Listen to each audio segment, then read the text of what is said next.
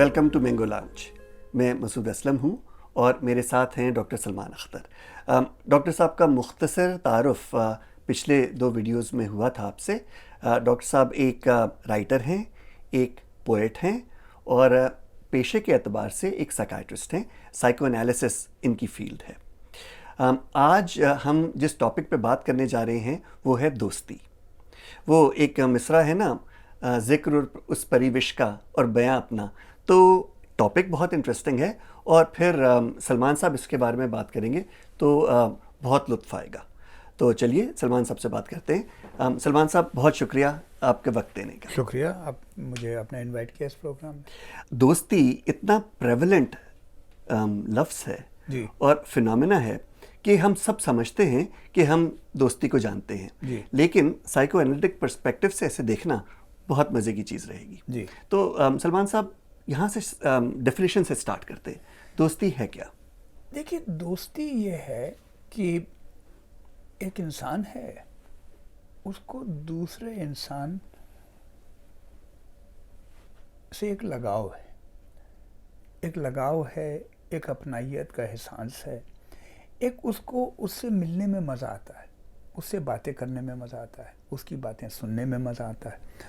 और उसके बाद ये है कि एक ख्याल है उसको दूसरे का और दूसरे को उसका ख्याल है। क्योंकि दोस्ती एक ऐसी चीज़ है ना, जैसे देखिए, आप मियाँ नहीं हो सकते, आप खाविंद नहीं हो सकते जब तक बीवी ना हो, आप बीवी नहीं हो सकते जब तक खाविंद ना हो। एक तो ये रिश्ता है ना, तो रिश्ता एक आदमी के अंदर तो डिस्क्राइब नहीं किया जा सकता, ये तो 2 आदमियों में है।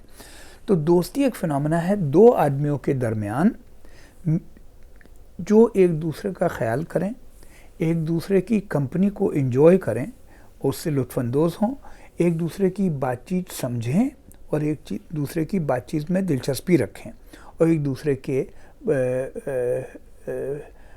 जब वक्त ज़रूरत में काम आए, मददगार हों। ये दोस्ती है। अब इसमें एक तरफ तो ये है कि ये है, लेकिन ये भी होना चाहिए कि क्या नहीं है, वो भी डेफिनेशन होती है हर चीज़ की। तो अब उसमें 2 चीज़ें नहीं होनी चाहिए। एक चीज़ उसमें ये नहीं होनी चाहिए कि इसमें जिस्मानी ख्वाहिश की, जिसको सिंपल लफ्ज़ में बोलते हैं सेक्स, तो उसकी गुंजाइश नहीं है इसमें दोस्ती में। क्योंकि अगर वो मिला देंगे तो फिर वो एक रोमांटिक मोहब्बत की तरफ चला गया मामला, चाहे वो हेट्रोसेक्सुअल हो चाहे वो होमोसेक्सुअल हो।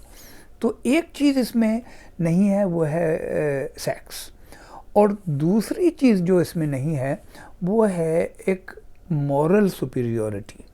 वो ये कि आप मेरे दोस्त हैं तो आप ये समझें दिल ही दिल में कि मैं सलमान साहब से कहीं ज़्यादा शरीफ आदमी हूँ, या मैं सोचूं कि मैं आपसे कहीं ज़्यादा शरीफ आदमी हूँ। ये दोस्ती का एटीट्यूड नहीं है। और मैं आपको समझाऊं कि मसूद, देखिए मियाँ, ज़िंदगी ऐसे जीना चाहिए आपको। आप मुझे राय दें कि सलमान साहब ये काम आप मत किया कीजिए, ये काम ख़राब है। तो ये दोस्ती की जो है, ये दोस्ती में नहीं है। दोस्ती में ये है कि आदमी को एहसास हो, यार मैं भी टूटा फूटा आदमी हूँ, ये भी टूटा फूटा आदमी है, मेरे अंदर भी अच्छाइयाँ हैं और ख़ामियाँ हैं, इनके अंदर भी अच्छाइयाँ और ख़ामियाँ हैं, तो जो भी है हम साथ चलते हैं। इस पे बल्कि बहादुर शाह ज़फ़र का कितना अच्छा शेर है।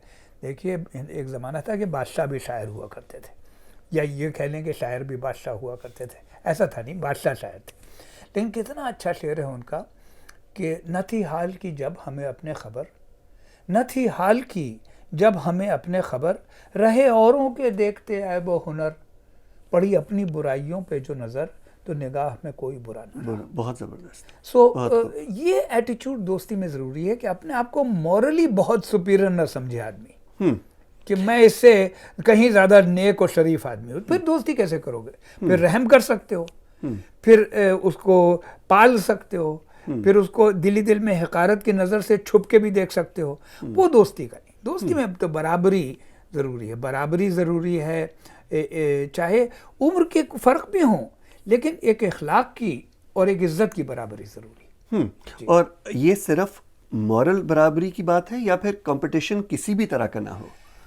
कंपटीशन क्या है, अब वो मजबूरी है, इंसान की फितरत है, कहीं ना कहीं हो ही जाता है। और मेरे ख्याल से एक जवानी में ज़्यादा होता है कि आपको अगर आपको एक इनाम मिला है मेडिकल स्कूल में तो आपका थोड़ा सा दिल तो चाहता है कि दूसरे को ना मिले। अब इसीलिए जब देखिए ऑस्कर में सेरेमनी होती है किसी बड़े अवार्ड में, 5 एक्टर बैठे होते हैं या 5 एक्ट्रेसेस, उनमें से एक को मिलता है तो दिल में वो जाके रोता भी है, ये रोती है खड़ी होकर। रो क्यों रही है? रो इसलिए रही है कि वो 5 मिनट पहले चारों के मरने की दुआ कर रही थी तो लोग उसकी तारीफ़ें कर रहे हैं कि कितनी अच्छी औरत है, उसे पता है मैं अच्छी नहीं हूँ। तो नतीजे के तौर पे कुछ ना कुछ तो आ ही जाती है रकाबत दोस्ती में, होनी नहीं चाहिए, होनी नहीं चाहिए। जैसे कि एक उनकी नज़्म है अली सरदार जाफरी की, आपने मुझे याद दिलाई, बहुत उम्दा नज़्म है, बहुत उम्दा। ख़ास तौर पे ख़वातीन बहुत खुश होती हैं उस नज़्म को सुन के, क्योंकि उसमें एक मर्द ये कह रहा है कि जितनी जितनी तुम उम्र में बढ़ रही हो उतनी खूबसूरत होती जा रही हो, और जब बहुत ही बुढ़ी होगी तब तो मैं तुम पे बिल्कुल ही आशिक हो जाऊंगा। तो क्या उम्दा नज़्म है। तो उसमें एक जगह दोस्ती के बारे में, उसमें एक जगह है, कोई रफ़ीक़ रक़ीब सामा, कोई रक़ीब रफ़ीक़ सूरत, तेरे मेरे दरमियान ना होगा, ये बुढ़ापे में। तो देखिए इसने 2 इमेजेस क्या लाए हैं, रफ़ीक़ रक़ीब सामा, दोस्त है लेकिन दिली दिल में राइवल है, और कोई रक़ीब रफ़ीक़ सूरत जो ओपनली राइवल है लेकिन बन रहा है मेरा दोस्त। तो ये 2 इमेजेस अच्छी जक्सटापोज की उन्होंने। तो बहरहाल होनी नहीं चाहिए लेकिन थोड़ी बहुत तो हुई आ जाती है। फिर हल्के हल्के मेरे ख्याल से उम्र के साथ कम होती है। क्या हो कि देखिए अभी तो आप फिर भी छोटे हैं कि अब मुझे तो आपकी उम्र पता नहीं, और पब्लिक टेलीविज़न पे मैं आपकी उम्र पूछना भी नहीं चाहता हूँ, तो लेकिन समझ लें कि मेरे ख्याल से जब आदमी 58-60 तक पहुँचता है तब हल्की हल्की ये रकाबत ख़त्म हो जाती है, क्योंकि आप भी अच्छे खासे अकम्प्लिश हो जाते हैं, आपका जो भाई है या आपका जो कज़न है, जो आपका दोस्त है, वो भी अच्छा खासा अकम्प्लिश हो जाता है, तो ये सब ख़त्म हो जाता है। वो सब जवानी के मामला हैं। तो एक रकाबत नहीं होनी चाहिए, एक मॉरल सुपीरियरिटी कि मैं आपसे ज़्यादा शरीफ आदमी हूँ दिली दिल में, वो नहीं होनी चाहिए, और एक सेक्स, 3 चीज़ें नहीं होनी चाहिए, और ख्याल रेसिप्रोसिटी कि देना, गिव एंड टेक, और दूसरे का ख्याल और दूसरे से लुत्फानंदोज़ होना, ये होना चाहिए। और रिलायबिलिटी भी बहुत बड़ी चीज़ है। ये चीज़ें होनी चाहिए, ये चीज़ें नहीं होनी चाहिए, उसको कहते हैं दोस्ती। तो रिलायबिलिटी एतबार से मुख्तलिफ सेंस में आप एतबार जो है उसको हम अंग्रेजी में कहेंगे ट्रस्ट, आई थिंक। जी। तो ट्रस्ट एक पोर्शन है रिलायबिलिटी का यकीनन, लेकिन ये कि दोस्तों में ये है, जैसे कि मेरे एक दोस्त हैं एंडी थॉम्सन, मैंने उनसे एक दिन कहा कि फला किताब यार मैं ढूंढ रहा हूँ, तो कहते मेरे पास है, मैं कल ले आऊँगा। ओ कल आया, कल उसने दे दी। मैं तो हैरान हो गया, पर नया आया था इंडिया से, तो हम लोग तो इतने रिलायबल नहीं हैं, माफ़ कीजिएगा, हिंदुस्तान पाकिस्तान में। तो उसने अगले दिन मुझे वो किताब दे दी, तो मुझे इतनी अच्छी लगी है बात, मैंने कहा कमबख्त ये आदत मैं भी डालूंगा। तो फिर मैंने रिलायबिलिटी की हल्के हल्के अपने आप को ट्रेन किया उस बारे में। तो सॉरी, और दूसरी एक ख़ास तौर पे मदद के वक्त रिलायबिलिटी, ज़रूरत के वक्त, कि फ़र्ज़ कर लीजिए कि अब मैं आपको बताऊं कि एक आध बार 2 बार ऐसा हुआ पिछले 20-22 साल में कि मैं घर आया और कुंजी खो गई मुझसे घर की, या घर का वो ताला बंद अंदर से बंद कर दिया जिसको बंद नहीं करना चाहिए था, अब खुल नहीं रहा है। तो रात में 1-2 बजे थे, तो अब या तो पुलिस को फ़ोन करूं या ताला तोड़ने वाले को फ़ोन करूं जो शायद 2 बजे रात में ना मिले, तो या किसी ऐसे इंसान को फ़ोन करूं जिसको मैं दोस्त समझता हूं सचमुच में, ठीक है ना। तो उस दोस्त को फ़ोन किया, वो आ गया, उसने खोला फिर। तो मेरे ख्याल से देखिए इसमें यूँ कर लें कि एक तो कोई काबिल शर्म बात बताएं किसी को, तो दूसरा आपको शर्मिंदा ना करे। दूसरे कि अगर आपके पास कोई 50,000 70,000 डॉलर कैश में हो, $1 के बिल वो थैले में, वो मैं आपको दूं कि मसूद साहब इसको रख लें आप, मैं 2 साल के लिए जा रहा हूँ अफ्रीका, नैरोबी में मेरा एक कुछ काम है, 2 साल रहूँगा, 2 साल बाद वापस आके मैं आपसे ये थैला ले लूँगा, और 2 साल के बाद मैं आपके घंटी बजाता हूँ, आप कहते हैं ये लीजिए ये आपका थैला। ये हो गई रिलायबिलिटी। एक शर्मिंदा ना करे। मैं आपको बताऊं कोई काबिले बेहद शर्मिंदगी की बात, अब मैं कहीं सोच रहा हूँ, वो इतनी शर्मिंदगी है कि मैं बताने एग्जाम्पल ढूंढना मुश्किल हो रहा मुझे। तो फ़र्ज़ कर लीजिए मैं आपसे कहूँ कि मैं अपनी नोज़ पिक करता हूँ और फिर मैं उसको खा लेता हूँ, तो अभी नहायत ज़ाहिर है कि शरीफाना महफिल में ऐसी बात नहीं कही जा सकती, लेकिन आप मेरे दोस्त हैं तो मैंने आपको ये बात बताई, तो आप ये ना कहें अल्लाह तौबा कितनी बुरी बात की तुमने यार, तौबा तौबा शर्म की बात है, ये क्या फजूल बातें करते हो तुम, आप ये ना कहें। आप ये कहें तुम्हें यार आदत कहीं ना कहीं से शुरू हुई होगी, ये इसकी भी कहानी है कोई Salman. You stay calm, you don't get moralistic, right. एक ये कि मॉरलिस्टिक ना हो, दूसरे की पैसा दे के जाऊं तो वापस मिले, तीसरे 2 बजे रात में आपको फ़ोन करूं, सोते में से जगाना, सोते में से जगाना बहुत बड़ी बात है दोस्त के लिए, क्योंकि सोते में से असल में जागती कौन है, माँ। जब बच्चा रोता है तो वो माँ का रूप भी होना चाहिए दोस्त के अंदर। ये 3 चीज़ें अगर हो जाएं, शर्मिंदा ना करें, 70,000 रुपये कैश रख लें, वापस कर दें कैश वही थैले में, और जो है रात में 2 बजे आपको फ़ोन कर सकता हूँ मैं। आप ये भी कह सकते हैं कि सलमान आपको एहसास है कि यार 2 बजे रात में आप मुझे फ़ोन कर रहे हैं। मैं कहूँ हाँ मसूद साहब मुझे है, लेकिन मैं बड़ी मुश्किल में हूँ, मुझे आपसे बात करनी। तो कहें अच्छा देखिए मैं मुँह धो के 10 मिनट में फ़ोन करता हूँ आपको, ठीक है, दैट इज़ ए फ्रेंड। ये 3 बातें ज़रूर होना चाहिए। अ फ्रेंड इन नीड वो जो है। अच्छा सलमान साहब, ये जो दोस्ती में कुछ जेंडर डिफरेंस भी होता है, मर्दों की मर्दों से दोस्ती या औरतों की औरतों से दोस्ती जो है, ये क्वालिटेटिवली क्या कुछ डिफरेंट चीज़ है या एक ही है? इसमें देखिए क्या है, एक तो बॉटम लाइन तो एक ही है, वो जो 3 चीज़ें हैं, रिलायबिलिटी, अवेलेबिलिटी, समझे, and lack of moral superiority. तो ये तीनों चीज़ें तो नहीं होनी चाहिए। तो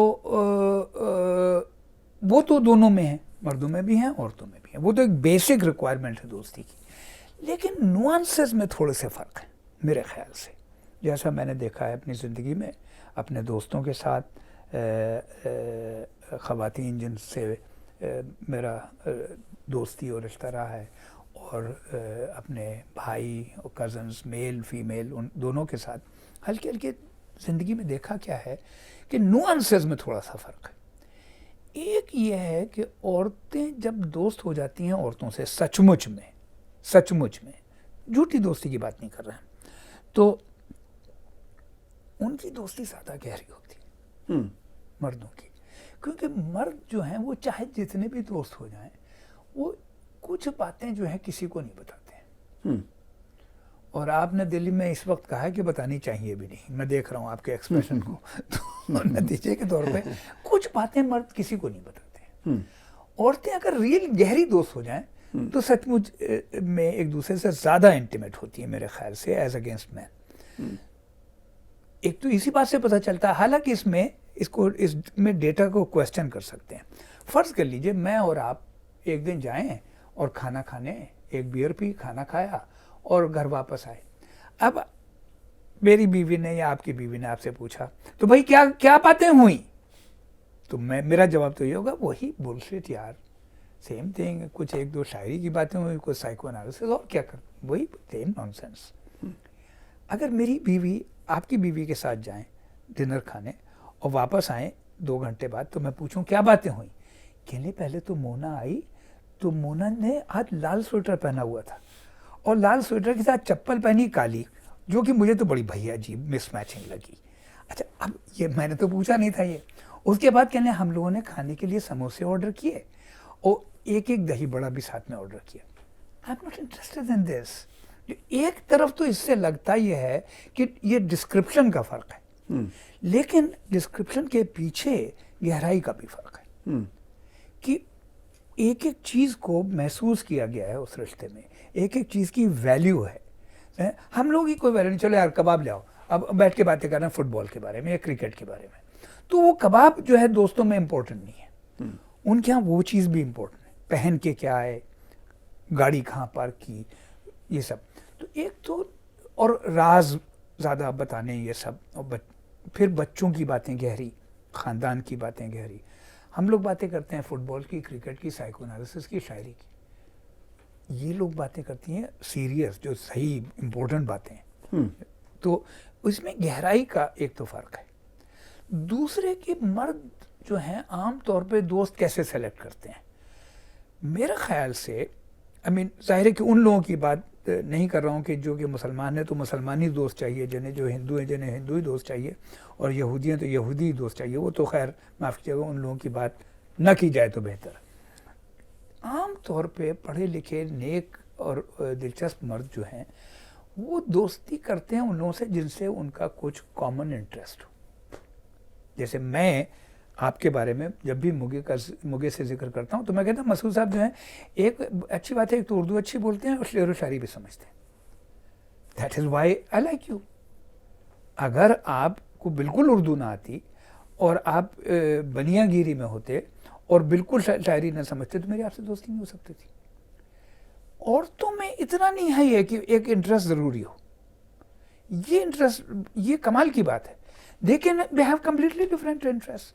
लेकिन अगर वो सुनती है बात ध्यान से और ध्यान से बात पूछती है, वो अट्यूनमेंट जो है, इमोशनल अट्यूनमेंट, इमोशनल इंटीमेसी ज़्यादा इंपॉर्टेंट है बजाय कि एक्सटर्नल इंटरेस्ट के। हमें ये है कि उससे दोस्ती करेंगे चाहे साला हमारी बात भी ना सुने, लेकिन शेर तो अच्छे सुनाता है कम वक्त। तो ये जो है ये एक और फ़र्क है ये। तो थोड़ा फ़र्क तो इसमें ज़रूर है, कुछ ना कुछ नुआंस का। अदरवाइज तो दोस्ती तो बुनियादी तौर पे एक ही चीज़ है। इंटरेस्टिंग। इंट्यूटिवली मेरा जो ख्याल था, मेरे ख्याल में बहुत सारे मर्दों का कम से कम ये ख्याल होता है कि उनकी दोस्ती ज़्यादा गहरी होती है, ज़्यादा एक दूसरे के ऊपर ट्रस्ट कर सकते हैं, और रकाबत का उसमें असर कम होता है, राइवलरी उसमें कम होती है। मेरा पर्सनली कम से कम ये ख्याल था। तो ये बहुत इंटरेस्टिंग है जो आपने बात बताई, इट मेक्स सेंस, समझ में आने वाली बात है। नहीं, जो आप कह रहे हैं वो सही है। देखिए रकाबत जो है वो ख़त्म हो जाती है 50-55 साल की उम्र में, 58 रख लें कट ऑफ पॉइंट, 58। रकाबत जो है ये मामूली जज्बा है, ये कोई गहरा जज्बा नहीं है, अच्छा जज्बा नहीं है। तो अब कोई आदमी मेंटली बीमार हो, नार्सिसिस्टिक पर्सनालिटी हो, तो उसको रकाबत ज़िंदगी भर रहेगी।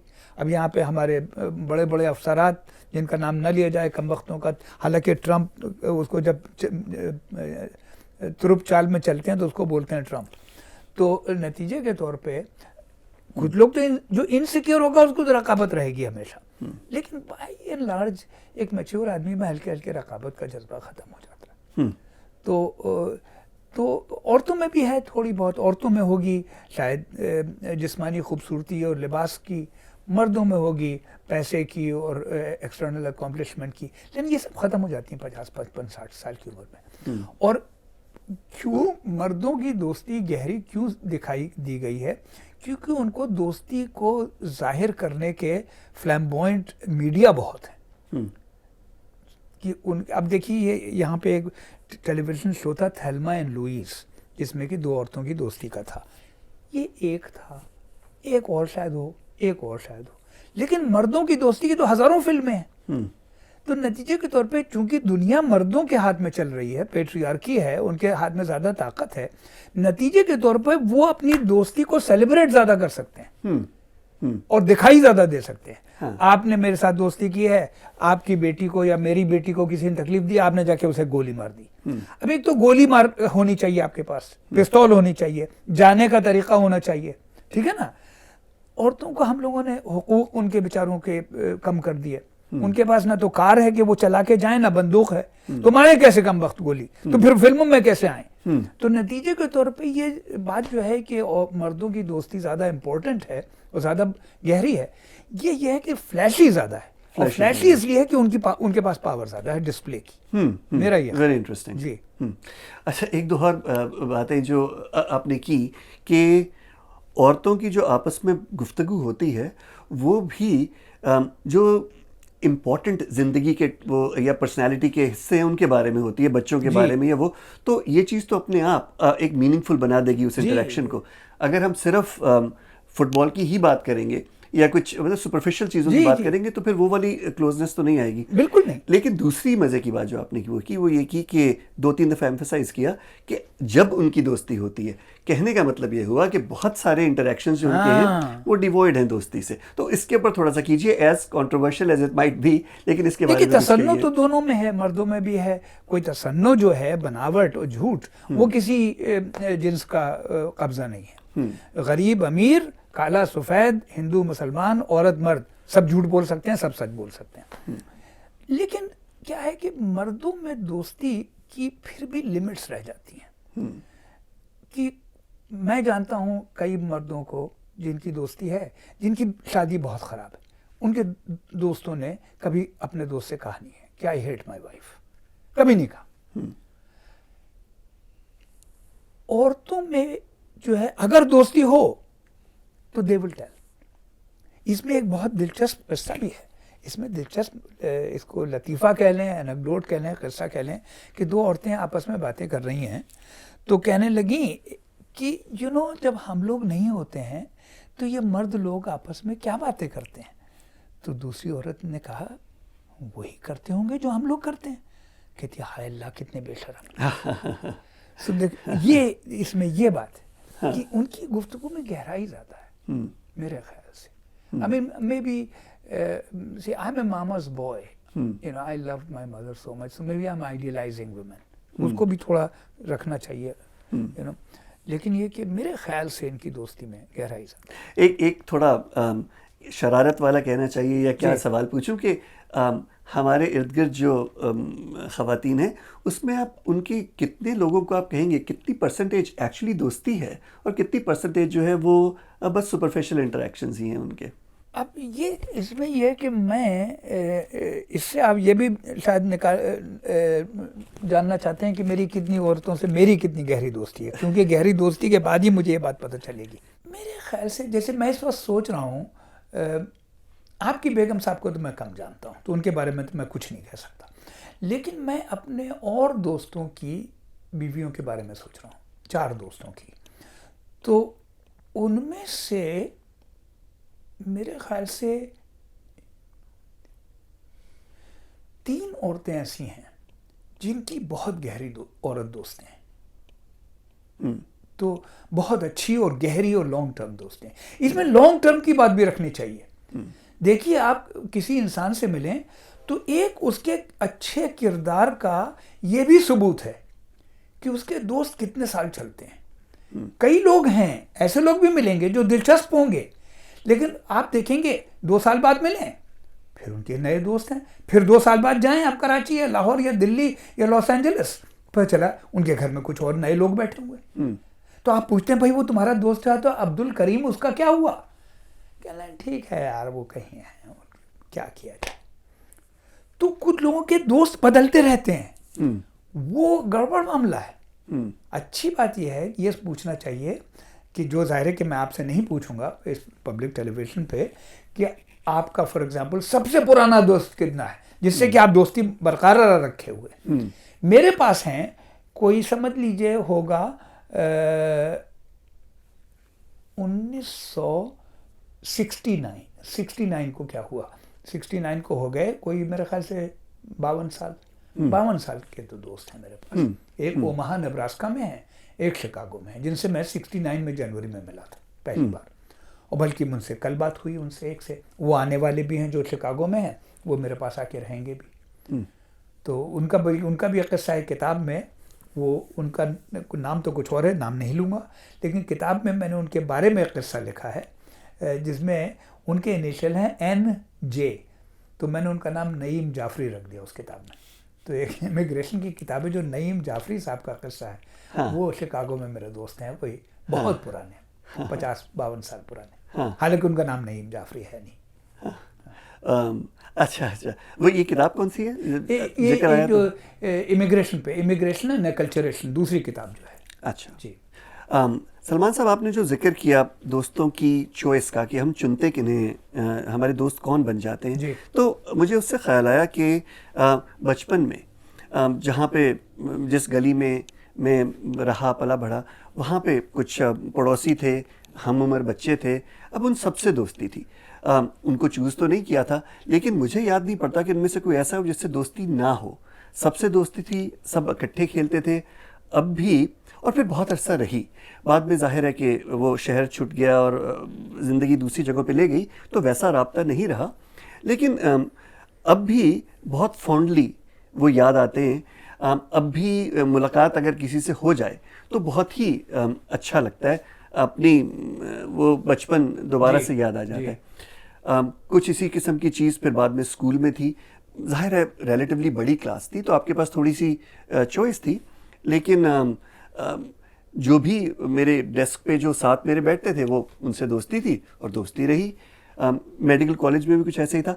तो सवाल मेरा ये था कि कोई उम्र होती है जिसमें ज़्यादा दोस्ती हो जाती है, गहरी दोस्ती हो जाती है, या फिर किसी भी वक्त क्वालिटेटिवली बचपन की दोस्ती और जवानी की, नौजवानी की या लेटर ऑन दोस्ती में कुछ फ़र्क नहीं है? नहीं, ये आपका सवाल अच्छा है। इससे मुझे देखिए, एक तो जब आपने बचपन की जब बात डिस्क्राइब कर रहे थे तो उससे मेरे एक दोस्त है सुधीर चोपड़ा, वो भी मूव कर गए हैं अब इंडिया कोई, तो उनका एक शेर याद आया कि कितनी अच्छी ज़िंदगी थी उन दिनों, कितनी अच्छी ज़िंदगी थी उन दिनों, अपनी सबसे दोस्ती थी उन दिनों।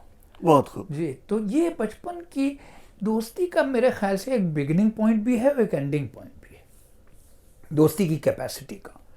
कि एक बिगिनिंग पॉइंट है कोई 6-7 की उम्र में, जब हम स्कूल जाना शुरू करते हैं, और घर के बाहर भी खेलने के लिए 6-7 का तो होना ज़रूरी है ना, कोई 4 साल के बच्चे को तो नहीं बाहर खेलने देगा इतना।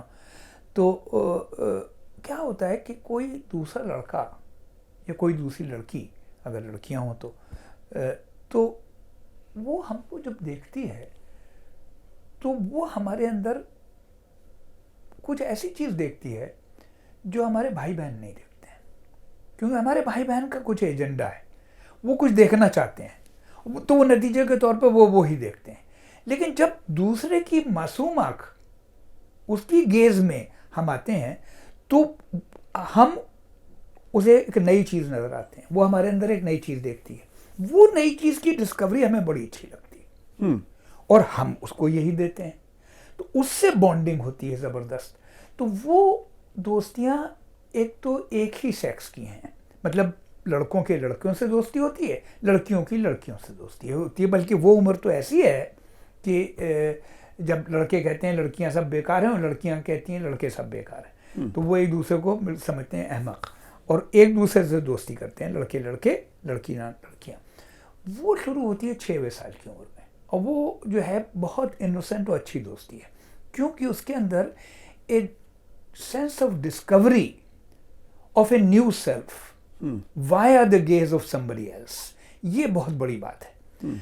अच्छा, उसके बाद चलिए, तो ये चली, अब ये हो गया जब एडोलेसेंस में पहुंचे, जब जवानी शुरू हुई, जिसमें हार्मोन्स आना शुरू हुए, जिनसी ख्वाहिश पैदा हुई जिसमें, तो अब नए नए कॉम्प्लिकेशंस पैदा होंगे, अब राइवलरी और रकाबत पैदा होगी दोस्तों से, और अब क्योंकि स्केर्स रिसोर्सेज हैं तो उसके लिए लड़ाइयाँ शुरू होंगी और ये सब होगा।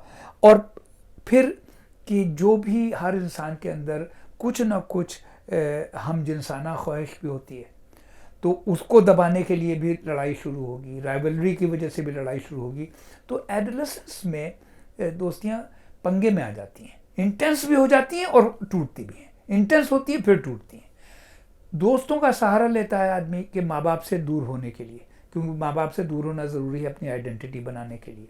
वापस आएगा माँ बाप के करीब लड़का एडोलेसेंस के एंड पे, ये लड़की, लेकिन ये कि इंटेंस और फ्लक्चुएटिंग दोस्तियाँ होती हैं उस ज़माने में। असली दोस्तियाँ शुरू होंगी जो, पहली तो ये मासूमियत वाली जो है, फरिश्ता सिफत, दूसरी ये जो intense rivalries and competitiveness and bonding and such, ये भी ख़त्म हो जाती हैं हल्के हल्के। असली दोस्तियाँ जो हैं वो शुरू होती हैं जब आपने कहा कॉलेज में, मेडिकल स्कूल में, जब आपने अपने प्रॉब्लम्स थोड़े बहुत सॉल्व कर लिए हैं और अब आप एक ऑलमोस्ट मैच्योर आदमी की तरह, हालांकि आप उस वक्त हों चाहे 20-21 साल के ही, उससे जब मिलेंगे, वो दोस्तियां जो शुरू होंगी 20-21 साल में, वो रह सकती हैं ज़िंदगी भर। तो अभी मैं भी सोचता हूँ कि जो ये मेरे सबसे पुराने दोस्त इस मुल्क में हैं, तो वो अब नाम नहीं लूँगा उनका क्योंकि नईम जाफरी बता दिया है, तो अब नाम, लेकिन उनका NJ से नाम शुरू होता है, तो शिकागो में रहते हैं वो। तो उनसे मेरी मुलाकात हुई थी 1 जनवरी 1969 में। तो अब मेरी उम्र क्या रही होगी उस वक्त? मेरी उम्र होगी 23 साल, हाँ 23 साल ही तो होगी, बल्कि 22.5। तो नतीजे के तौर पे वो उम्र की दोस्तियां जो हैं वो हैं बहुत गहरी, जो बच जाती हैं। और उसमें सेलेक्टिविटी भी होती है, उसमें सबसे नहीं होती। जैसे आपने कहा मेडिकल स्कूल में, अब अगर आपके क्लासमेट थे 100 और उसमें 50 के करीब या 60 के करीब लड़के थे, तो सबसे तो दोस्ती नहीं हुई ना, कोई खास ही होते हैं और वो रहती हैं दोस्तियाँ हल्के हल्के। अब उम्र के दूसरे एंड पे आइए, अब यहाँ पे मेरे दोस्त जो हैं अमेरिका में, ये लोग हैं हिंदुस्तानी भी हों चाहे वो अमेरिकन हो, इन लोगों से मेरी मुलाकातें हुई हैं कोई 30, 35, 40 साल की उम्र में। अभी मेरी एक साहब से मुलाकात हुई कोई अब से कोई 2 महीने पहले, निहायत उम्दा आदमी, निहायत उम्दा और सरप्राइजिंग इन मैनी वेज, और निहायत काबिल और मीर गालिब, सबको समझने वाले और हिंदुस्तान की हिस्ट्री को समझने वाले और निहायत दिलचस्प आदमी। 35-year-old man, Hindu, born in USA of Gujarati parents, fluent in Urdu, fluent in Persian. Persian, Urdu, doing research on Urdu poetry, 16th century and blah blah blah. Unbelievable. मुझे उन्हें मिलने आए मुझसे, तो मीर की सवाने मुझे तोहफे में दी। हाँ। इतना अच्छा लगा मुझे वो आदमी, लेकिन क्या है कि फिर मुझे दोबारा नहीं मिला मैं उससे। दोबारा अब मिलूं उससे, फिर बुलाऊं उसे, 35 साल का है। अब मैं उसे खाना खिलाऊं, शराब पिलाऊं, उसे दावतें करूं, मुझे ये भी ख्याल करना है कि उसके पास क्या रिसोर्सेज हैं। मैं 35 साल मैं जाके उसके घर में बैठूंगा, उसका घर मेरा घर, समझे, उसके दोस्त मेरे दोस्त, उसकी बीवी मेरी बीवी। तो अब क्या है कि नतीजे के तौर पे उम्र का इतना ज़्यादा फ़र्क हो गया है, आई एम 75, ही इज़ 35, कि अब इस आदमी से दोस्ती करना मुश्किल हो गई। ये नहीं है कि मैं उम्र को ख़िलाफ़ समझता हूँ दोस्ती के, मेरे बहुत से दोस्त मुझसे बड़े भी हैं, छोटे भी हैं, लेकिन अब ये जज्बा ख़त्म हो गया अंदर। बल्कि मैंने ख़त भी लिखा एक साहब को, जिसमें एक और साहब को दिल्ली में जो मेरे दोस्त हैं, मैंने कहा मैं फला आदमी से मिला, लेकिन यार I am so sorry that I met him when the well that feeds the energy to make new friends has pretty much dried up. तो ये भी मेरे ख्याल से होता है। अभी आप छोटे हैं, देखिएगा 20-20 साल में क्या आप महसूस करेंगे। मेरे ख्याल से नई दोस्तियों की जो कशिश रह जाती है, लेकिन सलाहियत कम हो जाती है मेरे ख्याल से।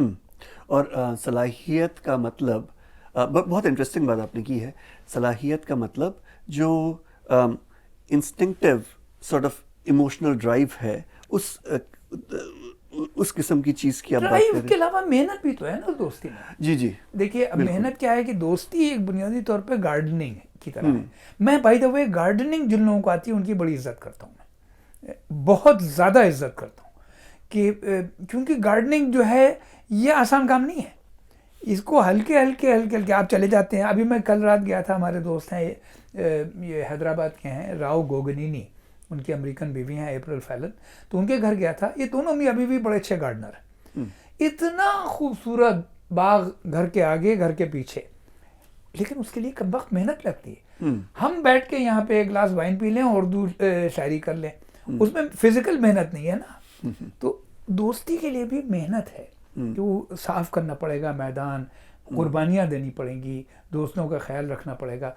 अब मैं कहीं जा रहा हूँ तो एकदम से मुझे ख्याल है, अरे यार ये चीज़ तो उस आदमी को पसंद आएगी, ये मैं जहन में रखूँ, उसे बताऊँगा।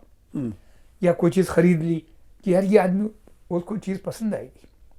इस पर एक शेर याद आ गया जो कि दोस्ती के बारे में तो नहीं है, लेकिन है अच्छा, कि आज भी जैसे शाने पर तुम हाथ मेरे रख देती हो, आज भी जैसे शाने पर तुम हाथ मेरे रख देती हो, चलते चलते रुक जाता हूँ साड़ी की दुकानों पर।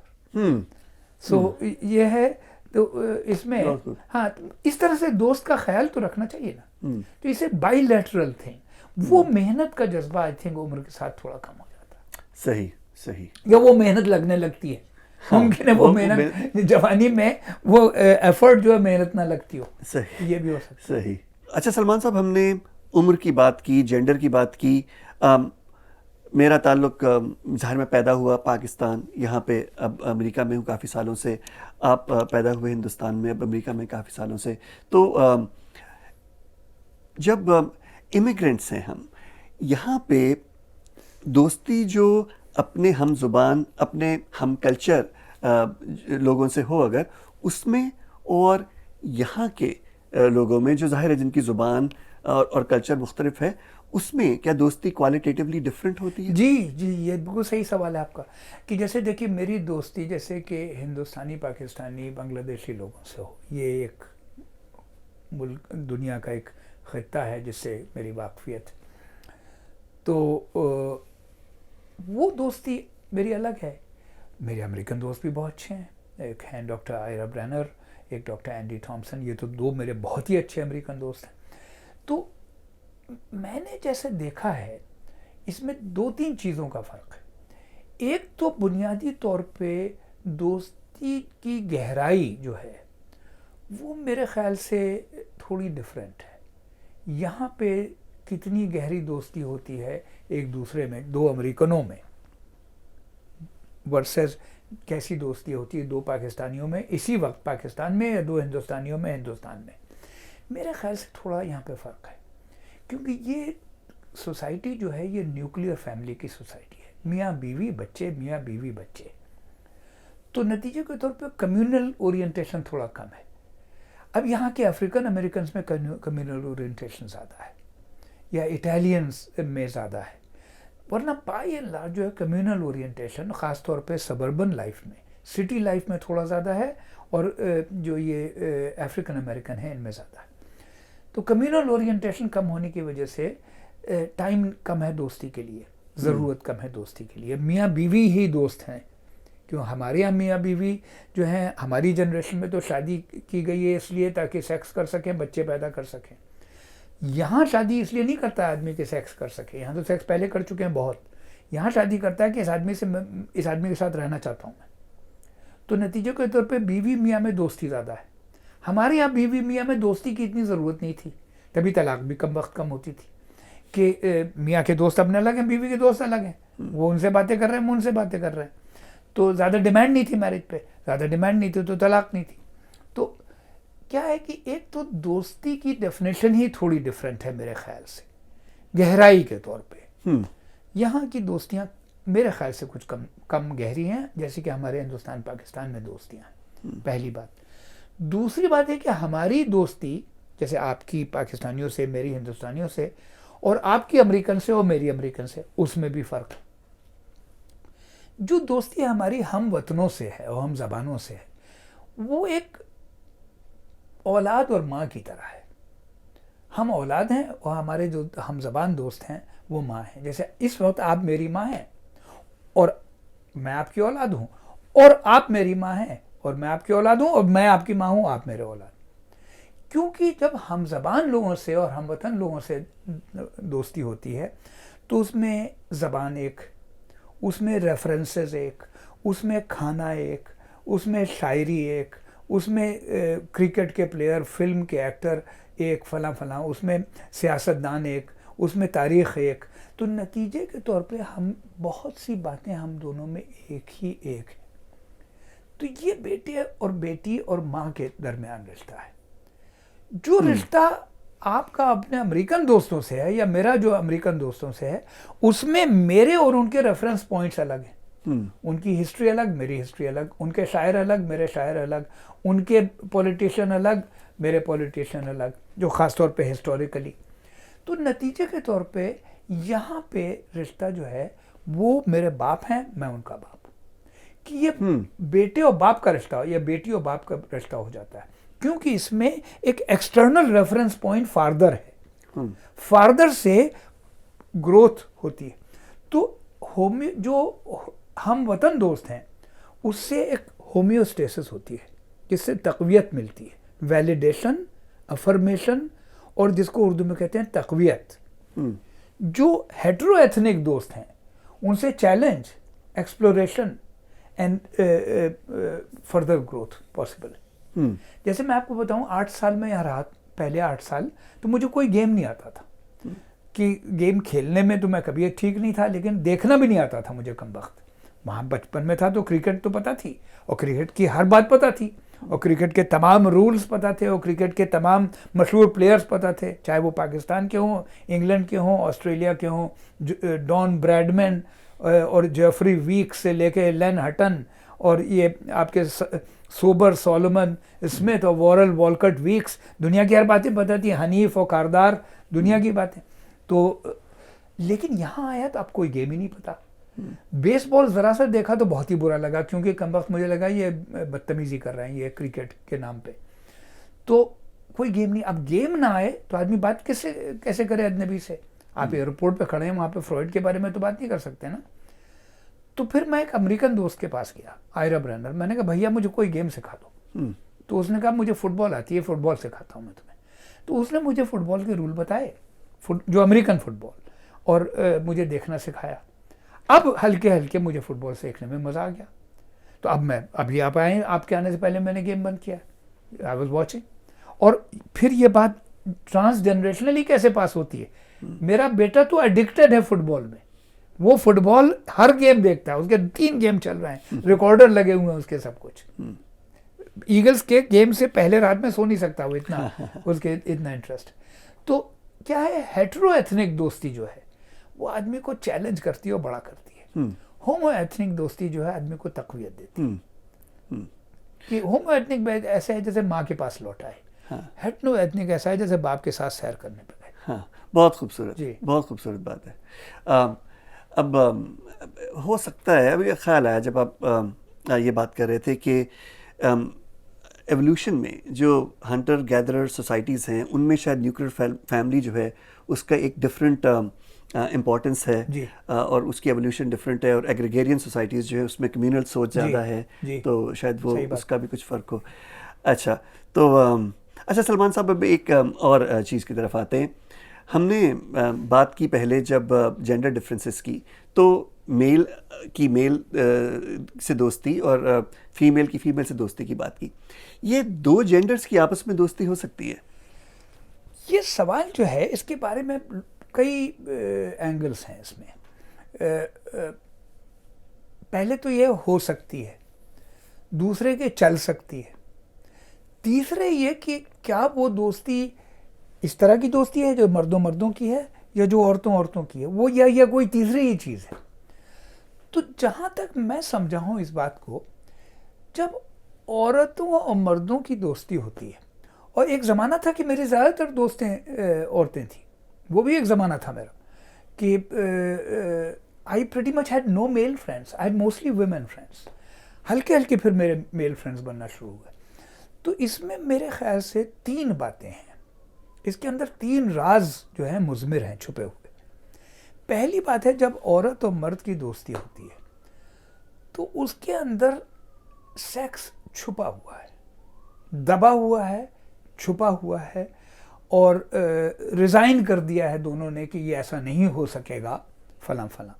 हमारे हिंदुस्तान में तो राखी वाखी बांध देते हैं भैया, इंडिया में भी, पाकिस्तान में भी, आई एम श्योर आपको कहने लगे कोई लड़की मसूद भाई, तो आपको पता है जब भाई फ़ौरन उसने बोलना शुरू किया, कमबख्त भाई क्यों कह रही, कि मतलब मसूद साहब ही कहे, ठीक है, लेकिन इतनी जल्दी भाई बनाने की क्या ज़रूरत है, दिल किस चीज़ पे, किस ज़ख्म पे फाया लगाया जा रहा है। हाँ।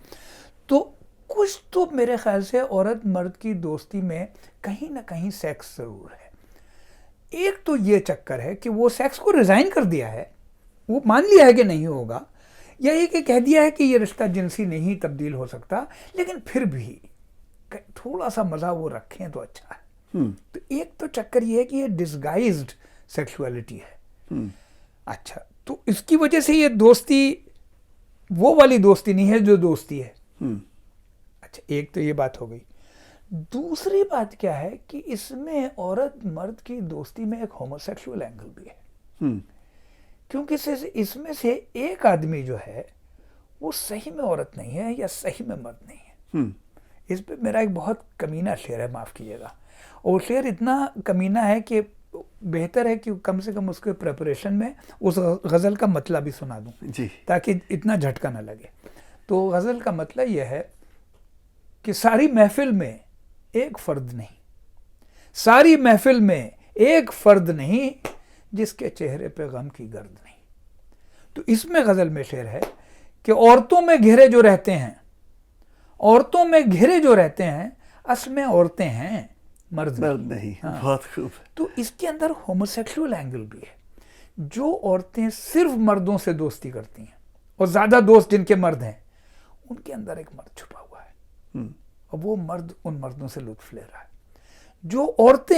जो मर्द सिर्फ औरतों से दोस्ती हैं, उनके अंदर एक औरत छुपी हुई है, जो औरत उस औरत का मजा ले रही है। तो इसके अंदर एक होमोसेक्सुअल एंगल भी है। और तीसरा एंगल जो है वो है बाप बेटी का या माँ बेटे का। वो रिश्ता भी इसके अंदर प्ले आउट होता है कि अगर आपने एक औरत से दोस्ती कर रखी है तो वो आपकी माँ बन गई है या आपकी बेटी बन गई है, या किसी औरत ने आपसे दोस्ती कर रखी तो आप उसके बाप बन गए, आप उसके बेटे बन गए। तो ये दोस्ती is very fraught with, unlike man दोस्ती और वुमन दोस्ती, मैन वुमन दोस्ती is has multiple hidden agendas जो कि उन दोस्तियों में नहीं है। देयरफॉर ये दोस्ती बहुत कॉम्प्लेक्स है। इसका ये मतलब नहीं चल नहीं सकती ये, लेकिन आमतौर पे एक्सप्लोर होती है, आमतौर पे एक्सप्लोर होती है क्योंकि इसके अंदर 3 हिडन एजेंडास हैं, ए hidden heterosexual agenda, A hidden homosexual agenda and hidden parent child agenda. तो लुत्फ ज़्यादा है इसमें, लेकिन जितना है ना, जो अमेरिका में कहते हैं कि if you play then you have to pay, हाँ, तो फिर लुत्फ के फिर सज़ा भी मिलती। सही। यहाँ पे हम लोगों ने औरतों और मर्दों के बारे में बात की थी कि जेंडर डिफरेंस क्या है दोस्ती में। इसमें एक और बात भी है कि हल्के हल्के, देखिए मेरे बच्चे तो बहुत बड़े हैं कि बेटे की उम्र में मेरी 45 साल, बेटी की उम्र है 41 साल। तो अब क्या है कि इन लोगों को देख के, दूसरे लोगों को देख के और अपने आप को देख के और मरीज़ों से और दोस्तों से हल्के हल्के मैंने ये सीखा, मुझे तो ये लगता है कि औरतों की अपनी माँओं से अगर अच्छा रिश्ता हो, जाहिर है कि उनके भी ताल्लुकात ख़राब हो सकते हैं सब कुछ, लेकिन अच्छा रिश्ता हो बहुत, तो हल्के हल्के उनका रिश्ता ऑलमोस्ट दोस्ती का हो जाता है। बिल्कुल दोस्ती का तो कभी नहीं होता, होना भी नहीं चाहिए, लेकिन ऑलमोस्ट दोस्ती का हो जाता है।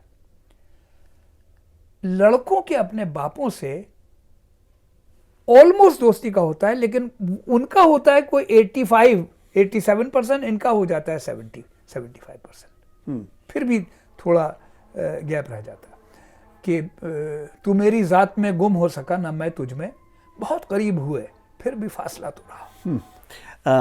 सलमान साहब, मेरी बात हो रही थी मेरी आज किसी से कि मैंने उनसे जिक्र किया कि हम दोस्ती पे बात करने जा रहा हूँ मैं सलमान साहब से, तो उन्होंने कहा कि भी एक सवाल उनसे पूछिएगा कि अगर दोस्ती में धोखा हो तो फिर बंदा क्या करे, क्या दोबारा दोस्ती हो सकती है धोखे के बाद उन्हीं से जिनसे धोखा मिला है? देखिए ये तो किसी रिश्ते में भी, मियाँ बीवी में भी, मियाँ बीवी को धोखा दे, बीवी मियाँ को धोखा दे, तो क्या ये रिश्ता फिर से इस्तवार हो सकता है? इसमें 2 चीज़ें हैं, एक है जिसको कहते हैं फॉरगिवनेस और एक चीज़ है जिसे कहते हैं मर्सी। 2 अलग अलग चीज़ें हैं ये, कि आपको किसी ने तकलीफ़ पहुंचाई हो तो आप उसे फॉरगिव कर दें या उस पर मर्सी करें। तो फॉरगिवनेस जो है उससे तो रिश्ता इस्तवार हो सकता है, लेकिन फॉरगिवनेस के लिए 3 चीज़ें चाहिए। एक कि थोड़ा सा तो बदला लें आप। अब ये जो है आमतौर पर शरीफाना सर्कल्स में और नेक लोग समझते हैं बदला बुरी चीज़ है। मैं इस बात से इख्तलाफ, मुझे थोड़ा सा बदला अच्छी चीज़ है, थोड़ा सा और एक बार, ये नहीं कि आदत पड़ जाए आपको, थोड़ा सा और एक बार। जब थोड़ा सा और एक बार आप बदला ले लेंगे ना, तो उससे आपकी भी दिल की भड़ास निकलेगी और आप भी अपने आप को इतना शरीफ नहीं समझेंगे, क्योंकि दूसरे को तो आप कमीना समझ ही रहे हैं, उसने हर्ट कर दिया आपको, आप समझ रहे हैं वो कमीना है, मैं नेक हूँ, तो अगर आप बदला लेंगे तो आप भी थोड़े से कमीने हो जाएंगे, तो अच्छी बात हो जाएगी। तो एक ये बात है। दूसरी बात क्या है कि आप थोड़ा सा बदला लें, दूसरा आदमी आपसे माफ़ी मांगे। माफ़ी जो है बहुत ज़रूरी है, अपॉलॉजी, कि अपॉलॉजी मांगे, और अपॉलॉजी और माफ़ी के बाद जिसमें वो कहे कि मैंने ये काम किया, ये गलत था, मुझसे गलती हो गई और मैं माफ़ी का ख़ास्तगार हूँ और अब ये काम कभी नहीं करूँगा। और इसके बाद तीसरा स्टेप ये है कि वो आदमी जिसने आपको तकलीफ़ पहुँचाई है वो आपसे ये सवाल पूछे कि अब आप ये बताएं कि मैं क्या कर सकता हूँ आपके लिए। Reparation, revenge, apology and reparation. अगर ये 3 चीज़ें मौजूद हैं, जिसमें अपॉलॉजी में वादा होना चाहिए कि ये फिर नहीं होगा ये काम, तो आदमी माफ़ कर सकता है और माफ़ी के बाद थोड़े वक्त के बाद रिश्ता इस्तवार भी हो सकता है। लेकिन कभी कभी ऐसा होता है दोस्तों में, रिश्तेदारों में, मियाँ बीवी में, कि इतनी बड़ी तकलीफ दे दे आदमी और कभी माफ़ी ना मांगे, तो फिर उसको माफ़ करना तो मुश्किल है।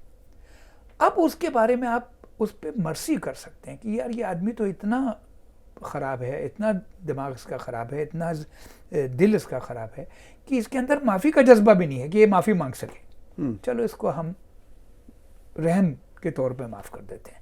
लेकिन उसमें क्या है, उसमें फिर वो रिश्ता स्टेटस को पे नहीं वापस आ सकता, क्योंकि उसमें ज़िंदगी भर आप अपने आप को उससे बेहतर आदमी समझते हैं। और जब आप बेहतर आदमी समझेंगे तो आप दोस्त नहीं हैं। दोस्त नहीं है। हाँ। वो जो पहली बात जी, की आपने वहीं की वापस थी आ गए हम। मॉरल सुपीरियरिटी नहीं होनी दोस्ती चाहिए। में। जी, दोस्तों में। सही।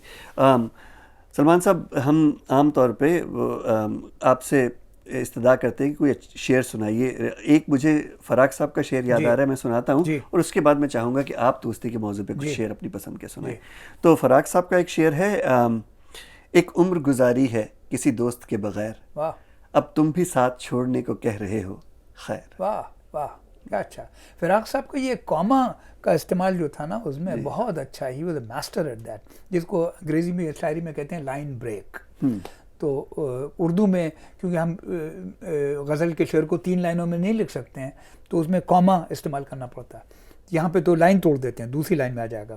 तो जैसे कि आज़ाद शायरी में है, तो गज़ल में नहीं है, तो उनको गज़ल के अंदर कॉमा का बहुत ज़बरदस्त इस्तेमाल था। जैसे कि एक और शेर उनका सुनाता हूँ मैं, कि यूँ समझ रखा था गोया भूल बैठे हैं तुझे, यूँ समझ रखा था गोया भूल बैठे हैं तुझे, रात तेरी याद से दिल में वो दर्द उठा कि बस। तो फिराक साहब तो बहुत उम्दा शायर थे। चलिए, तो एक फिराक साहब का ही शेर सुनाता हूँ। जब मेरे मामू जो थे उर्दू के शायर मजाज, उनका इंतकाल हुआ, तो लोग गए फिराक साहब के पास कि साहब कुछ लिखिए, किताब निकालेंगे, कोई रिसाले का ख़ास नंबर निकालेंगे। तो कहते हैं अच्छा आना 2-3 दिन में, भैया अभी मैं तो बहुत परेशान हूँ। हालांकि फिराक साहब बड़े थे मजाज से, मजाज को अपना छोटा समझते थे, लेकिन फिर भी दोस्त समझते थे। तो फिर 2-3 दिन बाद लोग गए, साहब कुछ लिखा, तो कहने भाई एक शेर लिखा है वही ले जाओ, अब कभी होगा तो बाद में लिखूंगा, और कुछ लिख नहीं पाया हूँ। एक शेर लिखा, लेकिन देखिए मसूद साहब कितना अच्छा शेर है। बातें, ये शेर जो है आप भी सोचेंगे आपका भी कोई दोस्त खो गया है, मर गया है, ख़त्म हो गया है, तो कितना अच्छा देखिए शेर है कि बातें उसकी याद आती हैं, बातें उसकी याद आती हैं, लेकिन हम पर यह नहीं खुलता। बातें उसकी याद आती हैं, लेकिन हम पर यह नहीं खुलता। किन बातों पे अश्क बहाएं, किन बातों से जी बहलाएं। बहुत खूबसूरत। किन बातों पे अश्क बहाएं, किन बातों से जी बहलाएं। अच्छा, अब दोस्ती पे शेर जो हैं उसमें सबसे, देखिए 2 शेर सुनाता हूँ, उसके बाद इस गुफ्तगू को ख़त्म करते हैं। कि एक शेर तो जो कि ज़ाहिर है कि उस्तादों का है, और मिर्ज़ा असदुल्ला ख़ान गालिब जो कि एक तरह से उर्दू में सबसे अच्छे शायर पैदा हुए, और कुछ लोग कहते हैं मीर को भी, मैं भी मीर का बहुत मानने वाला हूँ, लेकिन मीर का रेंज आई थिंक थोड़ा कम था। हालांकि उनके अंदर जो बड़ी बात थी वो ये कि उन्होंने आसान ज़बान में शायरी की, गालिब की शायरी ज़्यादा, फ़ारसी ज़्यादा। तो इसके भी एक इमिग्रेशन से मतलब है, क्योंकि गालिब का ख़ानदान जो था वो टर्की से आया था, तो इनकी मादरी ज़बान, इनके दादा की और बाप की फ़ारसी नहीं थी, टर्किश थी। तो चूँकि अब हिंदुस्तान में पैदा हुए, उस पर फ़ारसी का ज़ोर था, तो इन्हें फ़ारसी साबित करना ज़्यादा ज़रूरी थी। मीर का ख़ानदान ईरान से आया था, उनके बाप दादा सब फ़ारसी बोलते थे, तो उन्हें कोई ज़्यादा ज़रूरत नहीं थी फ़ारसी अपने आप को साबित करने की। तो ये भी इमिग्रेशन के खेल भी हैं इसमें। बहरहाल, तो गालिब का जो सबसे अच्छा शेर है दोस्ती पे, उससे तो कमाली की बात है कि ये कहाँ की दोस्ती है, अरे कि बने हैं दोस्त नासे। ये कहाँ की दोस्ती है कि बने हैं दोस्त नासे, कोई चारा साज होता, कोई गम गुसार होता। बहुत खूब। The essence of this is कि please, I have come to you with a trouble. You don't tell me that I shouldn't have gotten in that trouble. नहीं, ये तो आप मुल्ला बन गए, पंडित बन गए या जज बन गए। Don't tell me what should I do and why and tell me that you. Suppose मैं आपसे आके कहता हूँ मसूद साहब, मैंने जेफरसन अस्पताल से कोई $20,000 चोरी कर लिए हैं, जो मैंने मरीज़ को देने थे, मरीज़ के डिपॉजिट करने थे, मैंने किए नहीं है। अब मुझे थोड़ा डर भी लग रहा है, लेकिन मैंने तो अब आप ये ना कहें ये तो आपने बड़ा बुरा काम किया कि आपने चोरी की। आप ये कहें चोरी क्या यार, ये तो तुम्हें तनख्वाही कम देते हैं कम वक्त, तुम तो लाख रुपए के आदमी हो यार, ये हरामजादे तुम्हें पैसा कम दे रहे हैं। मैं समझता हूँ मुश्किल में आदमी आके चोरी कर लेता है, समझे। तो और अगर अब तुमने खर्च नहीं कर दिए हैं तो मेरे ख्याल से तो जमा ही कर दो, क्योंकि बाद में मुश्किल में फंसोगे। कोई चारा साज होता, कोई गमगुसार होता। You understand that why I stole, because they are not paying me and I'm in difficulty. मेरे पास खाने के पैसे नहीं है, एक वो मुझे पैसा कम दे रहे हैं, तो एक तो आपने उससे एम्पैथाइज किया, एक आपने कहा ज्यादा मुश्किल में फंस जाओगे। ये नहीं कहा कि तुमने चोरी क्यों की है, तो बहुत ही बुरा काम किया तुमने, और ऐसा काम तुम्हें कभी नहीं करना चाहिए, मुझे तुम पे भरोसा नहीं, कल मेरे घर में आके चोरी करो। नहीं, ये कहाँ की दोस्ती है कि बने हैं दोस्त नासे। कोई चारा साज होता, कोई गम गुसार होता। और ये जो नसीहत न करने पे शेर है दोस्ती में, इस पे बात ख़त्म करता हूँ। ये हैदराबाद दक्कन के शायर थे शाज तमकिनत, तो उनका शेर है, और जिसे कहते हैं लाख रुपए का शेर है। वो पुराने ज़माने में लाख रुपए का कहते थे, अब तो लाख रुपए की कोई कीमत नहीं रही, चलिए करोड़ रुपए का शेर कह देते हैं। मेरा ज़मीर बहुत है मुझे सज़ा के लिए, मेरा ज़मीर बहुत है मुझे सज़ा के लिए, तू दोस्त है तो नसीहत ना कर खुदा के लिए। बहुत मेरा ज़मीर बहुत है मुझे सज़ा के लिए, तू दोस्त है तो नसीहत ना कर खुदा के लिए। बहुत शुक्रिया सलमान साहब, शुक्रिया।